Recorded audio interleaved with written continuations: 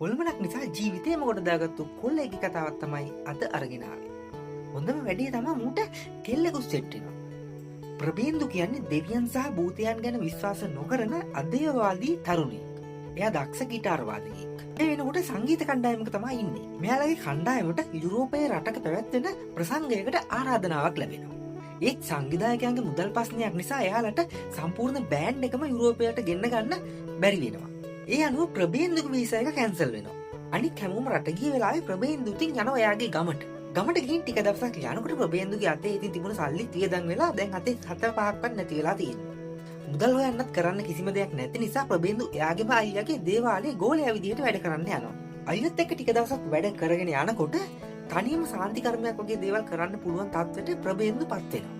ඔන්න දැන් අයියා අසනීප වෙලා ඉන්න දවසක භූතයෙක් වහුණු තරුණයෙක්ව සනීප කරන වැඩකට ප්‍රබේන්දුට තනියම යන්න සිද්ධ වෙනවා. ඒ ගෙදරට ගිහින් අවශ්‍ය දේවල් ප්ලාස්ටික් කරගෙන මෙයා දැන් මතුරන්න පටන් ගන්නවා. ඒත් වැඩේ ඉවර කරන්න කලින් මේ හොල්මන් වෙච්ච තරුණයා සනීප වෙනවා.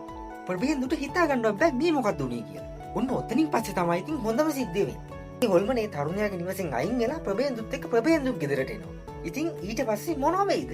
ආතල් එකේ hina වෙයි පවුලේ ඔක්කොමත් එක්ක බලන්න පුළුවන් සුපිරිම සුපිරි හොල්මන් ෆිල්ම් එකක් තමයි මේක. ෆිල්ම් එකේ නම තමයි සර්වම් මායා.